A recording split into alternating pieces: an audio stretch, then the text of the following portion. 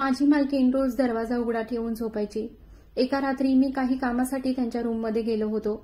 त्यांना असं बघून मला काय झालं माहीत नाही आणि मी पाय घसरून त्यांच्या अंगावर पडलो. याचा मी फायदा घेऊन त्यांना, माझं नाव राकेश. मी लहानपणी खूप गरीब परिवारात जन्माला आलो होतो. माझं शिक्षणही पूर्ण करणं खूप कठीण होऊन गेलं होतं.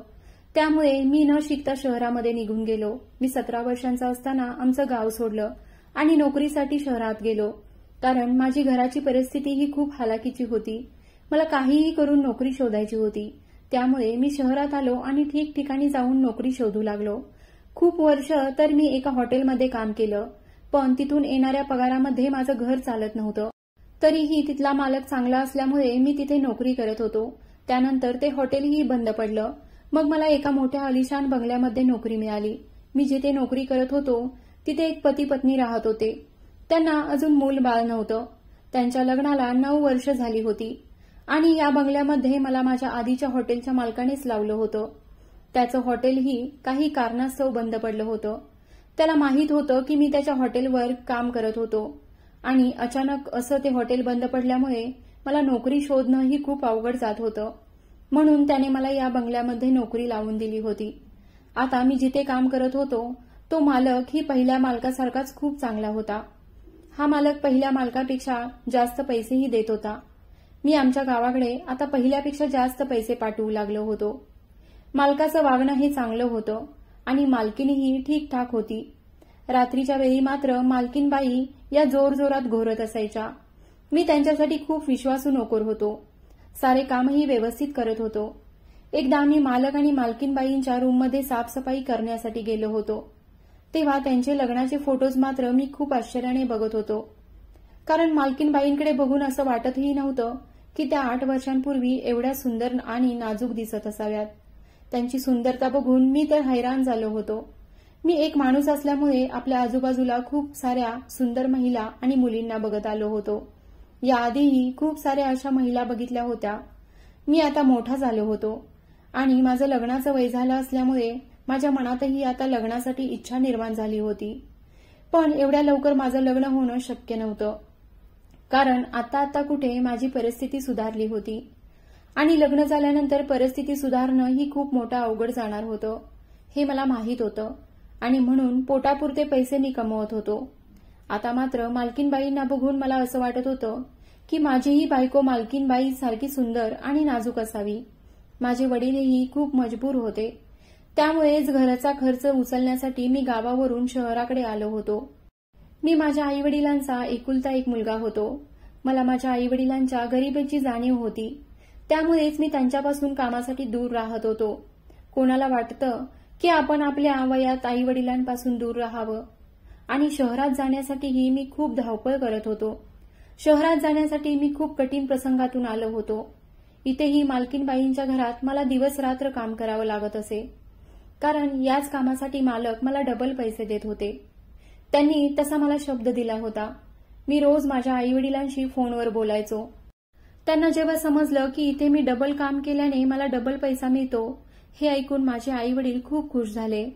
हे ऐकून ते म्हणाले की हीच नोकरी जर तुला आधी मिळाली असती तर आपली परिस्थिती अजून सुधारली असती. माझे वडील माझ्याशी जास्त बोलत नसत.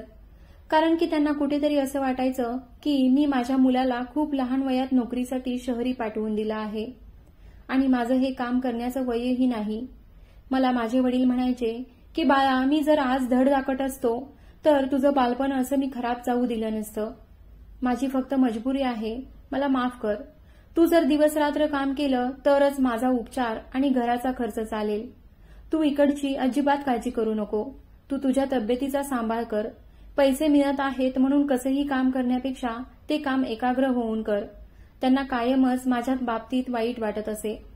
त्यांना वाटत होतं की मुलावर जबाबदारी तेव्हा दिली पाहिजे जेव्हा मोठी होतील. पण त्यांच्या मजबुरीने माझ्यावर खूप साऱ्या जबाबदाऱ्या येऊन पडल्या होत्या. मालक आणि मालकीणबाईंच्या घरात काम करण्यासाठी मला कोणतंही टेन्शन नव्हतं. इथे राहायला एक सेपरेट रूम होती. बंगल्याच्या बाहेर एक छोटासा कॉर्नर बनवला होता आणि मी तिथेच राहत असायचो. आज मी सगळा दिवस बंगल्यामध्ये काम करत काढला होता. तेव्हा मालक आणि मालकीणबाईंचं वागणं बदललं होतं. ते आता माझ्याशी नीट बोलू लागले होते. मालकही घरीच असायचे. त्यांना ऑफिसमधलं खूप काम असल्यामुळे ते ऑफिसमध्ये न जाता सगळी कामं घरीच करायचे. मालकीनबाईंचे फोटो हे सगळ्या घरभरात लावले गेले होते. मी जेव्हा पण मालकीनबाईंच्या फोटोकडे बघायचो तेव्हा मालक माझ्याकडे वेगळ्या नजरेने बघायचे. मी जेव्हा त्यांच्याकडे बघायचो तेव्हा मात्र मला लाज वाटायची. पण मी मात्र मजबूर होतो. मालकीनबाई दिसतच होत्या एवढ्या सुंदर की मी त्यांच्या फोटोकडे पाहताच माझी नजर खाली बघायचं नावच घेत नव्हतो. आज मला साफसफाई करण्यामुळे किचनमध्ये जायला खूप वेळ झाला होता. मी किचनमध्ये जेवण बनवण्यासाठी गेलो. जेवण बनवण्यात व्यस्त झालो तेव्हाच तिथे मालकीनबाई आल्या. आज मी मालकीनबाईंना किचनमध्ये पहिल्यांदाच बघत होतो. मी खूप जणांकडून ऐकलंही होतं की मालकीनबाई जास्त काम करत नाहीत. ते जास्त करून त्यांच्या रूममध्येच आराम करत असतात. म्हणूनच त्यांना एक परमनंट नोकराची गरज होती. आज मात्र मालकीनबाईंना मी खूप जवळून बघत होतो. त्यावेळेस मला एक गोष्ट जाणवली की मालकीन आत्ताही तेवढ्याच सुंदर आहेत जेवढ्या त्या लग्नाच्या 8 वर्षापूर्वी होत्या. मालकीनबाई किचनमध्ये आल्या आणि मला पाणी मागितलं. म्हणाल्या, रामू जरा मला 1 ग्लास पाणी दे. मी त्यांच्या या गोष्टीवर मात्र आश्चर्य केलं, कारण हे माझं नाव नव्हतं. मी मालकीनबाईंना म्हणालो, माझं नाव राकेश आहे. मी माझी नजर वर करून मालकीनबाईंकडे बघून हे सगळं बोलत होतो. मालकीनबाई सुद्धा आश्चर्यचकित झाल्या होत्या. मी पटकन संत्र्याचा ज्यूस बनवून दिला. ग्लास देताना त्या खूप लाजत होत्या आणि लाजूनच म्हणाल्या की सॉरी, मला तुझं नाव माहीत नव्हतं की तुझं नाव राकेश आहे. मला वाटलं की तू आमचा जुना नोकर आहेस, त्यामुळे मी तुला रामू म्हणून बोलावलं. आमच्या जुन्या नोकराचं नाव रामू होतं. तेव्हा मालकीनबाईही माझ्या चेहऱ्याकडे एकटक बघत होत्या. मी त्यांच्याकडे बघून हसलो. मी पुढे मालकीनबाईंना काही बोलायच्या आत मालक अचानक किचनच्या बाहेर येऊन उभा राहिले. ते माझ्याकडे बघून घुरत होते. मी जेव्हा त्यांना किचनच्या दरवाजापाशी बघितलं त्यावेळेस त्यांना विचारलं, मालक तुम्हाला काही खायला हवं आहे का? माझी ही गोष्ट ऐकून मात्र मालकांच्या चेहऱ्यावर अजूनही राग दिसत होता. बहुतेक त्यांच्या मनात थोडासा राग होता. त्यातूनच ते म्हणाले की हे माझं घर आहे, तुझं नाही, तेव्हा माझ्यावर हुकम चालवू नको. मला काय करायचं आणि काय नाही करायचं हे मी तुला विचारून नाही ठरवणार. हे सगळं ऐकून मात्र मला लाज वाटत होती. मला वाटलं नव्हतं की माझ्या गोष्टीचं मालकांना एवढं वाईट वाटेल, कारण जेव्हा ते माझ्याशी बोलायचे तेव्हा मात्र मालकांचं वागणं माझ्याशी चांगलं होतं. पण जेव्हा गोष्ट मालकीनबाईंची यायची तेव्हा मात्र ते माझ्यावर खूप चिडायचे. याआधी मी मालकांना काही उत्तर द्यायच्या आधीच मालकीनबाई चालू लागल्या आणि त्या म्हणाल्या, तसा अर्थ नव्हता त्याच्या बोलण्याचा. तू या गोष्टीचा वाईट अर्थ घेतोयस. प्लीज नवीन नोकरांसोबत थोडं चांगलं वागत जा, नाहीतर मागच्या नोकरासारखं हा देखील काम सोडून जायचा. ही गोष्ट मालकीनबाईंनी मालकांच्या खूप जवळ जाऊन बोलली होती, जेणेकरून मी ऐकू नये. पण मी मात्र ही गोष्ट ऐकली होती. मालकांनी माझ्याकडे बघितलं आणि म्हणाले, राकेश तू रात्री लवकर झोपणार नाहीस, मला तुझ्याकडे काम आहे. हे बोलून मालक मालकीनबाईंसोबत गेले. ते गेल्यानंतर मी किचनमध्ये गेलो आणि पटापट काम आवरू लागलो. पण स्वयंपाक बनवताना मात्र माझ्या मनात एकच प्रश्न उभा राहिला होता. तो म्हणजे पहिल्या नोकरासोबत असं काय झालं असेल की तोही नोकरी सोडून गेला. माझ्या मनात खूप प्रश्नचिन्ह निर्माण झाले होते. मी खूप वेळ हाच विचार करत बसलो होतो. विचार करत करत स्वयंपाक तयार झाला होता. स्वयंपाक झाल्यानंतर मी मालकीनबाईंना सांगितलं आणि त्यांच्यासाठी टेबलवर जेवण वाढलं. त्यांचं जेवण झाल्यानंतर मीही किचनमध्ये जाऊन जेवण करून घेतलं. जेवण झाल्यानंतर मी साफसफाई केली आणि तोपर्यंत माझ्या आईचा कॉल आला. मग मी तिच्यासोबत कॉलवर बोलण्यात बिझी झालो. मी दिवसभर काय केलं हे सगळं माझ्या आईला रोजच्या रोज सांगायचो. आजही सांगितलं होतं. मी फोनवर बोलत होतो तेव्हा मला असं जाणवलं की कोणीतरी आलं आहे. अशी चाहूल लागली. मी मागे वळून बघितलं तेव्हा मात्र मी खूप घाबरलो, कारण दरवाजावर मालक उभा होते. ते रोजच्यासारखं माझ्याकडे बघून घुरत होते, जसं की मी त्यांचं काहीतरी खूप मोठं नुकसान केलं आहे. मी घाबरून कॉल कट केला आणि दरवाजावर उभ्या असलेल्या मालकांकडे गेलो. मी मालकांना विचारलं, मालक काय काम आहे? मी मालकांना एवढंच बोललो. तेव्हाच मालकांनी माझी कॉलर पकडली आणि म्हणाले, तुला मी म्हणालो होतो की तुझं जेवण झालं की माझ्या रूममध्ये ये, इतक्यात विसरलास की काय? हे ऐकून मी खूप कावराबावरा झालो होतो, कारण यामध्ये सगळी चूक माझी होती. मी खूप वैतागलो होतो, कारण कामाच्या सुरुवातीला मालकांचं वागणं माझ्याशी खूप चांगलं होतं. मग आता मला इथं काम करून आठवडा होत आला होता. पण जशी मी 12 तासांची नोकरी 24 तास करत होतो तेव्हापासून मात्र मालकांचं वागणं खूप बदललं होतं. ते माझ्याकडे रागाने बघत असायचे. मी मालकांना म्हणालो, मालक मला माफ करा, माझ्याकडून खूप मोठी चूक झाली. मी मालकांच्या समोर हात जोडले तर त्यांना माझ्यावर दया आली. ते म्हणाले, आत्ताच्या आत्ता माझ्यासोबत माझ्या रूममध्ये चल. त्यांनी माझी कॉलर सोडली आणि ते त्यांच्या रूममध्ये निघून गेले. जेव्हा त्यांनी माझी कॉलर पकडली होती तेव्हा माझा पूर्ण शर्ट वरती गेला होता. मी जेव्हा मालकांच्या रूममध्ये गेलो तेव्हा मात्र मला तिथे मालकीनबाई कुठेच दिसल्या नाहीत. मालकीनबाई गार्डनमध्ये त्यांच्या फ्रेंडसोबत कॉलवर बोलत होत्या. मी जसं मालकांच्या रूममध्ये गेलो तसं मालकांनी माझ्या हातात त्यांचे खूप महागडे कपडे ठेवले आणि म्हणाले की हे कपडे पटकन घाल. मालकांची ही गोष्ट ऐकून मी खूप आश्चर्यचकित झालो की मालक मला इतके महागडे कपडे घालण्यासाठी का बोलत आहेत. कपड्यांकडे बघून तर असं वाटत होतं की ते खूपच महागडे कपडे आहेत. मला माहित होतं की हे मालकांचेच कपडे आहेत, पण त्या कपड्यांच्या परिस्थितीवरून असं वाटत होतं की ते त्यांनी एकदाही घातले नाहीत. मी त्यांना विचारलं, काय मालक? तेव्हा त्यांनी हातानेच कपडे बदलण्यासाठी इशारा केला. हे ऐकून तर मी खूप घाबरलो होतो. मी त्यांना आणखी एक प्रश्न केला, पण का? मी तुमचे इतके महागडे कपडे नाही घालू शकत. हे ऐकून मालकांनी त्यांचे हात पुढे केले आणि त्यांच्या हाताने माझी शर्टची बटणं काढायला चालू केले. म्हणाले की आज तुझी सुहागरात आहे, आज तुला एक पती बनून पत्नीच्या रूममध्ये जायचं आहे. ते ऐकून तर मी खूप घाबरलो होतो. मला तर वाटत होतं की खरंच मालकांचं डोकं खराब झालं आहे. पण मालक मला अशा गोष्टी का सांगत असतील आणि मला हेही समजत नव्हतं की मालक माझं लग्न कोणत्या मुलीसोबत करणार आहेत. हे सगळं मला न सांगता कसं काय होणार होतं, मला काहीच समजत नव्हतं. मी या सगळ्याबद्दल मालकांना विचारलं तर ते म्हणाले, तुला आपल्या मालकीनबाईंच्या रूममध्ये त्यांचा नवरा बनून जायचं आहे. मालकांची ही गोष्ट ऐकून तर मी खूप हैराण झालो होतो. माझं तिथूनच पळून जायचं खूप मन करत होतं, पण मला नोकरी ही तितकीच महत्वाची होती. मी तिथून पळूनही जाऊ शकत नव्हतो आणि तिथे थांबूही शकत नव्हतो. अशी माझी अवस्था झाली होती. मी आता यावेळी माझ्या घरी जाऊ शकत नव्हतो, कारण माझं घर इथून खूप लांब होतं. असं अचानक माझ्या घरी जाणंही मला बरोबर वाटत नव्हतं, कारण माझ्या आई वडिलांना नक्की शंका आली असती की हा नोकरी सोडून पळून आला आहे. त्यांच्यापेक्षा जास्त मला या जगामध्ये कोण ओळखू शकतं. मला असं वाटत होतं की माझ्या आई वडिलांना त्रास देण्यापेक्षा ही सगळी सिच्युएशन मी एकट्याने हातात घेतली पाहिजे. म्हणून मी मजबुरीने मालकांचे कपडे घातले. मालक त्यांच्या हाताने माझी हेअरस्टाईल करत होते. नंतर त्यांनी माझ्यावर नवा परफ्यूम मारला. त्याचा सुगंध अख्ख्या रूममध्ये पसरला होता. परफ्यूम पर्यंत ठीक होतं, पण त्यांनी मला त्यांचे 50,000चे शूजही घालायला दिले होते. मी इतका हँडसम दिसत होतो की मीच मला ओळखू शकत नव्हतो. मी हा विचार करत होतो की मी जेव्हा खरंच लग्न करेल त्यावेळेस तर मी किती चांगला दिसेल, पण माझी बायको कशी असेल हाही मला प्रश्न पडला होता. जेव्हा प्रश्न बायकोपर्यंत आला होता तेव्हा मात्र मला मालकीनबाईंची आठवण झाली. त्यांचा विचार डोक्यात आल्यावर मात्र मला खूप टेन्शन आलं होतं, कारण मला असं आवरून मालकीनबाईंच्या रूममध्ये जायचं होतं आणि हे करण्यासाठी मला मालक दबाव आणत होते. मी असं केलं नाही तर मालक मला नोकरीवरून काढून टाकतील आणि यावेळी मला नोकरी सोडणं शक्य नव्हतं. यातून बाहेर कसं पडायचं याचा मी विचार करत होतो, पण त्याला रस्ते मात्र फुटत नव्हते. मला तसं तर मालकीनबाई पहिल्या नजरेतच आवडल्या होत्या, पण माझ्या डोक्यामध्ये त्यांच्यासाठी काही वाईट भावना नव्हती. ही नोकरी माझ्यासाठी खूप महत्वाची होती. त्यासाठीच मी मालकीनबाईंचा नवरा बनून तयार झालो होतो. जेव्हा मी तयार झालो तेव्हा मालकांनी माझा हात पकडला आणि मला जबरदस्तीने मालकीनबाईंच्या रूममध्ये घेऊन आले. मला काहीही समजत नव्हतं की माझे मालक नक्की काय करत आहेत.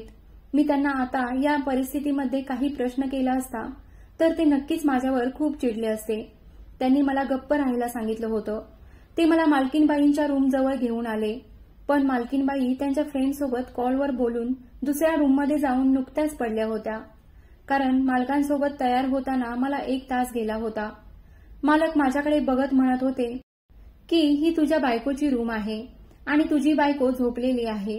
तिला झोपेतून जाग कर आणि सगळी रात्र तू तिच्यासोबत घालव. हे ऐकून मी मालकांना म्हणालो, मालक तुम्ही भानावर तर आहात ना, हे तुम्ही काय बोलत आहात? आणि मालकीनबाईंना हे सगळं समजलं तर त्या मला धक्के देऊन त्यांच्या रूमच्या बाहेर काढतील. मी त्यांच्या नजरेतून खाली नाही जाऊ शकत. मालकीनबाई मला वाईट समजतील आणि मी असं काही केलं तर मी तोंड दाखवायच्या देखील लायकीचा राहणार नाही. माझे म्हातारे आईवडील आहेत, त्यांचं माझ्याशिवाय या जगात कोणीच नाही जर त्यांना ही गोष्ट कळाली तर ते जिवंतपणे मरतील. मी माझ्या आईवडिलांना काय म्हणून तोंड दाखवणार आहे? मी एक साधीसुधी नोकरी करायला आलो आहे आणि मी मालकीनबाईंसोबत असं काही केलं तर मी सगळ्यांच्या नजरेतून खाली पडेल. दुनिया माझ्यावर थू थू करेल. मी माझ्या मालकांचे पाय पकडले आणि म्हणालो, मालक मला सोडा, मी हे पाप करू शकत नाही. मालक मला जाऊ द्या. मालकीनबाई खूप चांगल्या आहेत. मला त्यांच्या नजरेमध्ये वाईट व्यक्ती बनायचं नाही. आता मात्र गप्प बसणारा राकेश मालकांसमोर चिडचिड करत होता, कारण मला जे होतंय त्यावर विश्वासच बसत नव्हता. जेव्हा मी सुरुवातीला नोकरीला लागलो होतो त्यावेळेस मालकाचं वागणं चांगलं होतं आणि म्हणूनच मी ही नोकरी करायचं ठरवलं होतं. बहुतेक मालकांना कोणता नोकर मिळत नव्हता, म्हणूनच ते माझ्यासोबत चांगलं वागत होते. मला नव्हतं वाटलं की कधी हा माणूस इतक्या खालच्या थराला जाईल, आणि असं माहीत असतं तर मी इथे कधीच नोकरी केली नसती. मालकांनी मला जमिनीवरून उठवलं आणि माझे डोळे पुसत म्हणाले, आता शांत हो. आणि त्यांनी मला परत मालकीनबाईंच्या रूमकडे जायचा इशारा केला. मी हैराण होऊन मालकांच्या चेहऱ्याकडे बघत होतो. मला काहीच समजत नव्हतं की मालकांना काय झालं आहे, कारण ते त्यांच्या बायकोजवळ संपूर्ण रात्र घालवण्यासाठी मला पाठवत होते. असा माणूस मी माझ्या आयुष्यात कधीच बघितला नव्हता. खरं तर हे सगळं का करत होते? कोणी आपल्या नोकराला आपल्या पत्नीच्या रूममध्ये कसं जाऊ देऊ शकतं? मीच हे सगळं उभा राहून विचार करत होतो. तोपर्यंत मालक मला जोराने म्हणाले, आतमध्ये जा, तुझी पत्नी तुझी वाट बघत आहे आणि तू जर माझ्या पत्नीसोबत रात्र घालवलीस तर मी तुला सकाळी एक इनाम देईल.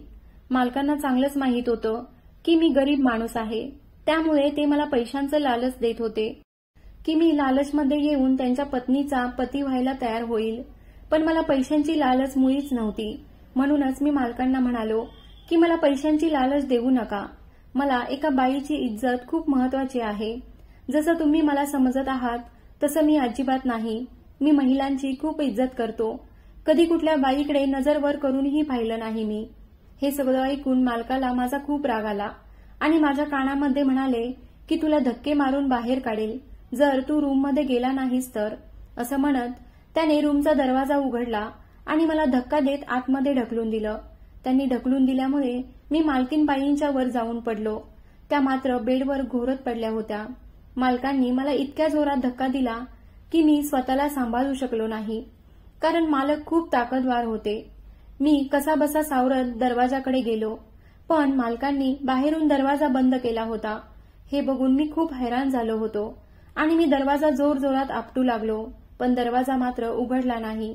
मी मालकीनबाईंकडे बघत होतो. त्यांनीही माझ्याकडे बघितलं तर त्या एकदम आश्चर्य करत म्हणाल्या की तू यावेळी माझ्या रूममध्ये काय करत आहेस आणि तू हे असे कपडे घातले आहेस? तू कुठे चांगला आहेस का की कुठून आला आहेस? हे बोलत बोलत मालकीन त्यांच्या बेडवरून उभा राहिल्या आणि माझ्याकडे येऊ लागल्या. माझं शरीर कापत होतं. मी मालकीनबाईंना म्हणालो, मालकीनबाई प्लीज मला माफ करा, मला चुकीचं समजू नका. हे बोलून मी दरवाजाला टेकून उभा होतो आणि माझी नजर झुकलेली होती. मला खूप भीती वाटत होती, कारण मी रात्री एका बाईच्या रूममध्ये बंद होतो आणि मालकीनबाई माझ्यावर कोणताही आरोप लावू शकत होत्या. माणूस कितीही साधा असला तरी एका बाईला त्याच्यावर आरोप लावायला वेळ लागत नाही आणि हे आरोप सगळ्यांना खरे वाटतात. हे सगळं विचार करून माझं शरीर कापत होतं. मी परत दरवाजा वाजवायला चालू केलं. मालक प्लीज दरवाजा उघडा, मला इथून बाहेर काढा. मी जोरजोरात दरवाजा आपटत होतो, कारण मालकांना माझ्यावर दया येईल. कधीतरी मालक दरवाजा उघडतील, पण मालकांनी दरवाजा उघडलाच नाही.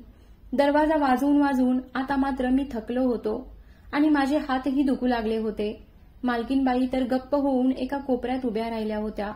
मी निरखून पाहिलं तर मला त्यांच्या डोळ्यात अश्रू दिसले. मी ते बघून त्यांच्यासमोर हात जोडले आणि म्हणालो, तुम्ही माझ्या जवळ येऊ नका, मी तुम्हाला काहीही करणार नाही.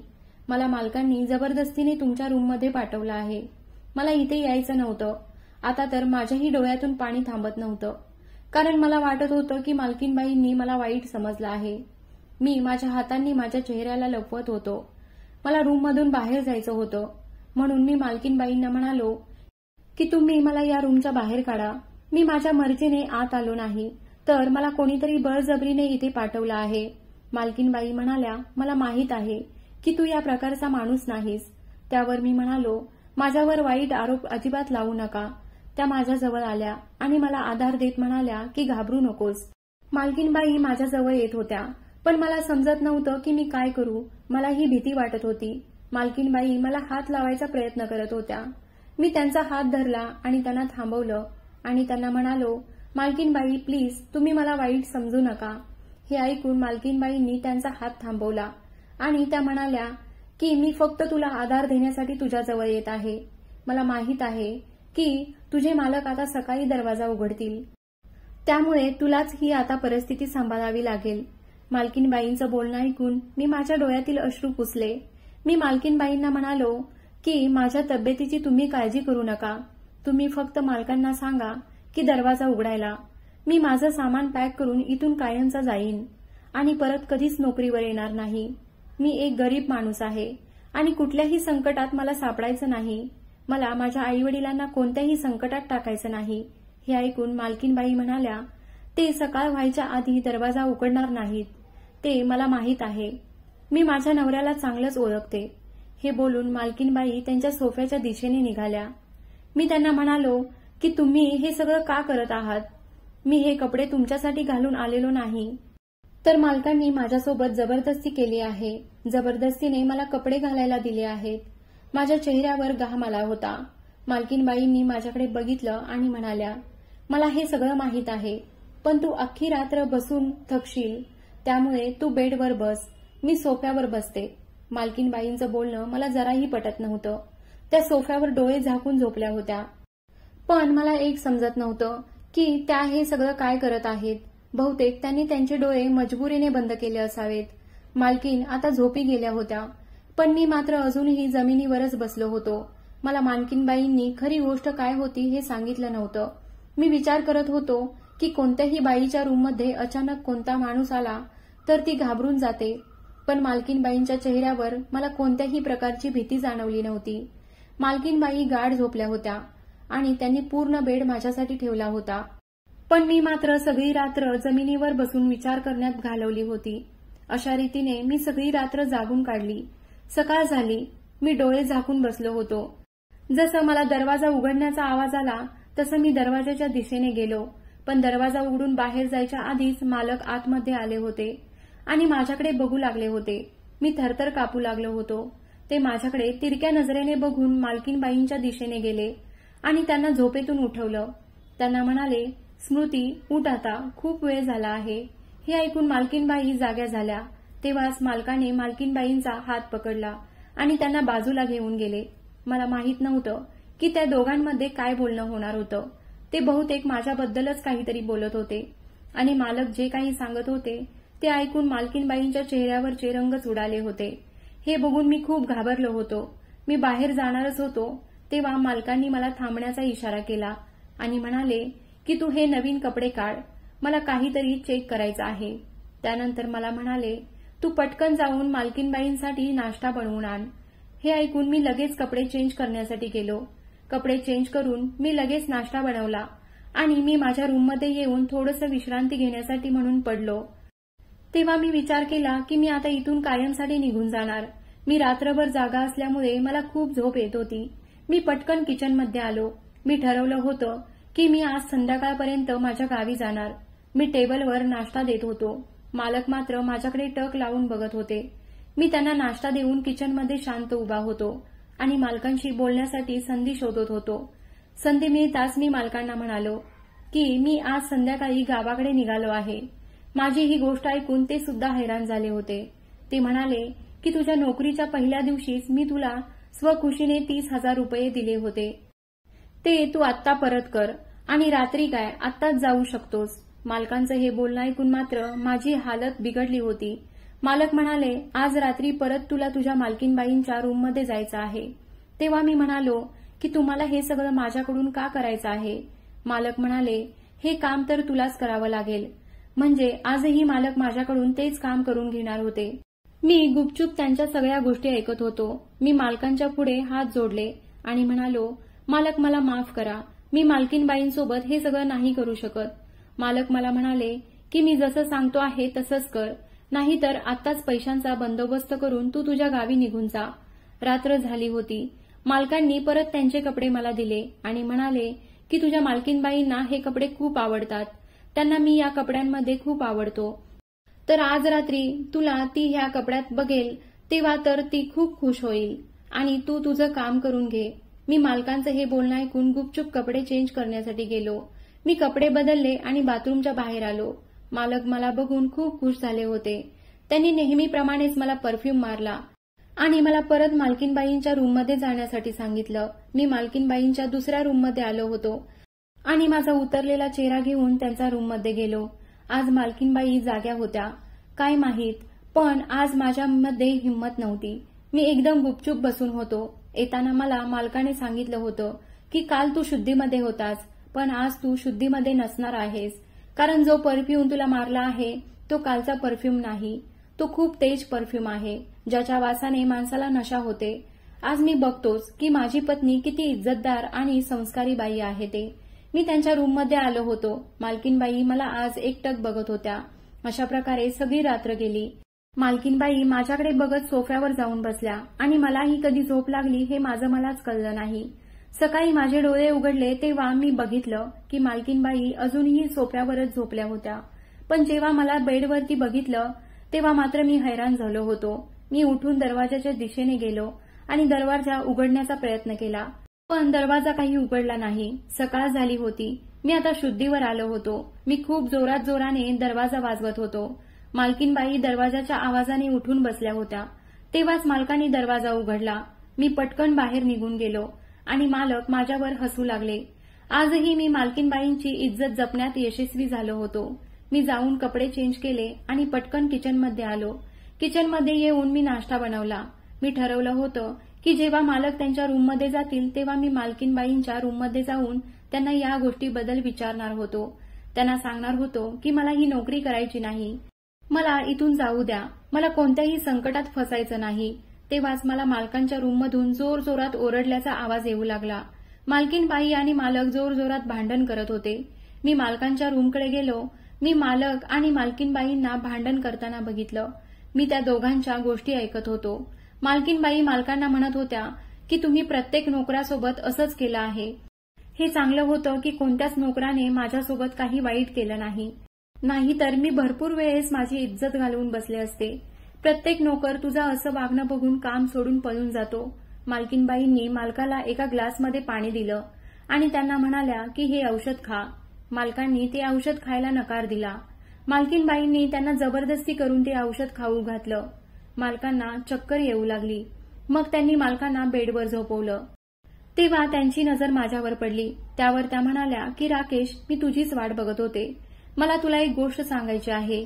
तू आधी आपल्या दोघांसाठी चहा बनवून आण. हे सगळं बघून माझं डोकं चालायचं बंद झालं होतं. त्या म्हणाल्या आपण दोघे मिळून चहा घेऊ आणि नंतर आपण बोलू. मी मालकीनबाईंना कोणताही प्रश्न विचारला नाही. मी पटकन चहा बनवायला गेलो. चहा बनवून मालकीनबाईंसमोर ठेवला. मालकीनबाई म्हणाल्या तू ही चहा घे. मी चहा घेतच होतो तोपर्यंत मालकीनबाईंनी त्यांची कहाणी सांगायला चालू केली. मालकीनबाई म्हणाल्या की तू विचार करत असशील की हा काय माणूस आहे जो आपल्या पत्नीला एका नोकराच्या स्वाधीन करत आहे आणि तो असं का करत आहे. हा माझाच पती आहे, पण 2 वर्षांपूर्वी त्याचा ऍक्सिडेंट झाला होता, त्यामुळे त्याला काहीच आठवत नाही. माझा नवरा माझ्यावर वेड्यासारखं प्रेम करत होता. माझ्या नवऱ्याला आधी मी कोणत्याही माणसासोबत बोललेलंही सहन होत नव्हतं. सुरुवातीपासूनच ते माझ्यावर संशय घेत होते. ज्या दिवशी त्यांचा ऍक्सिडेंट झाला त्या दिवशी मी माझ्या मित्राला घेऊन हॉस्पिटलमध्ये गेले होते, कारण माझ्या पतीशिवाय माझं या जगात कोणीच नव्हतं. ते वेड्यासारखे वागत होते. त्यांना या अवस्थेतही माझ्यावर संशय होता. हळूहळू माझे पती ठीक होत होते, पण त्यांच्या मनामध्ये अजून ती गोष्ट बसली होती. त्यामुळेच ते घरी येणाऱ्या प्रत्येक माणसावर संशय घेत होते. हा सगळा त्यांच्या आजारपणातला एक भाग आहे, म्हणूनच हे सगळं ते करत होते. तसं तर माझे पती खूप चांगला माणूस आहे, फक्त संशयी वृत्तीने आजारपणातही त्यांची साथ सोडली नव्हती. मालकीनबाईंची ही गोष्ट ऐकून मी हैराण झालो होतो. माझे मालक तर आजारी होते आणि मी मात्र त्यांना वाईट माणूस समजत होतो. मालकीनबाई मला म्हणाल्या की तुला तुझ्या मालकांची खूप चांगल्या पद्धतीने काळजी घ्यायची आहे आणि त्यांना त्यांच्या मेडिसिन्स वेळेवर द्यायच्या आहेत. वाटलं तर मी कोणत्याही बाईला नोकरीवर ठेवू शकते, पण कोणतीही बाई माझ्यासोबत माझ्या नवऱ्याची काळजी घेऊ शकत नव्हती. आणि आजपर्यंत ही हकीकत मी कोणाला सांगण्याआधीच सगळे नोकर पळून जात होते, कारण ते सगळे माझा फायदा करण्याचा प्रयत्न करत होते. पण मी मात्र त्यांना मारून तिथून पळवून लावत होते. त्या दिवशी जरी तू माझ्यासोबत काही करण्याचा प्रयत्न केला असता तरी मी तुलाही पळवून लावलं असतं. पण मला समजलं होतं की तू तसा माणूस अजिबात नाहीस. मालकांचा 10 महिने इलाज केला तर ते ठीक होणार होते. मला ही पैशांची गरज असल्यामुळे मीही त्यांना नकार दिला नाही आणि मालकांना ठीक करण्यासाठी मीही हातभार लावण्याचा विचार केला. हळूहळू मालकांचा इलाज होऊ लागला होता. हळूहळू मालक एकदम नॉर्मल होऊ लागले होते. कधी कधी माणसाच्या डोक्यात ज्या गोष्टी खूप रुतत असतात त्या गोष्टी त्याचं मानसिक संतुलन बिघडल्यावरही तो विसरू शकत नसतो. आणि हे सगळं माझ्या मालकांच्या सोबतही घडलं होतं. ते मालकीनबाईंवर वेड्यासारखं प्रेम करत होते. मला आता इथे काम करून खूप वर्ष झाली होती आणि त्या काळात मालकीनबाईंनी माझ्या घरासाठी खूप मदत केली होती. आता माझं लग्नही झालं आहे. माझं लग्न माझ्या मालकांनी आणि मालकीनबाईंनी एका गरीब मुलीसोबत लावून दिलं. आम्ही दोघं पती पत्नी मिळून मालक आणि मालकीनबाईंच्या बंगल्यावर काम करतो. मी आता माझ्या आयुष्यात खूप खुश आहे.